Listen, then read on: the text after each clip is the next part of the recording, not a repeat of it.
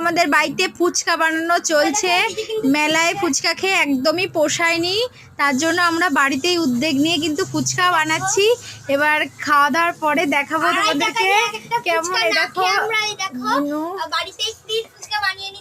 পুরি ফুচকাগুলো কিন্তু বানিয়ে নিচ্ছি, দেখো সুন্দর করে লেচি কেটে তারপরে এরকম সুন্দর করে বেলে, এই দেখো এইভাবে কিন্তু প্রথমে বেলে নিতে হবে। ফুচকা বানানোর পুরো রেসিপিটাইতে কিন্তু তোমাদের সঙ্গে পরে শেয়ার করব কিভাবে কি খেলাম।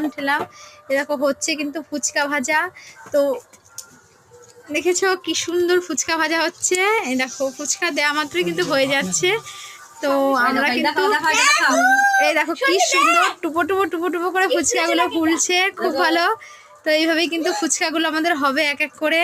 তা আমরা খাওয়াটাও কিন্তু তোমাদের সঙ্গে শেয়ার করব যে কিভাবে খেলাম। তো এই দেখো কি সুন্দর ফুচকাগুলো ফুলছে।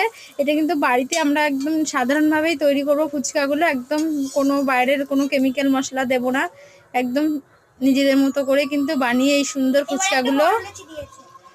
হ্যাঁ দেখতে পাচ্ছ কি সুন্দর ফুচকাগুলো হচ্ছে। দুর্গাপুজোতে আমরা এই ফুচকা বানানোটা কিন্তু বাড়িতেই ট্রাই করছি। দেখো কি সুন্দর ফুচকাগুলো হচ্ছে। আর এই যে এখানে বেলে লেচি কেটে, মানে আটাটাকে এরকম লেচি কেটে কেটে বেলে বেলে তৈরি করছে।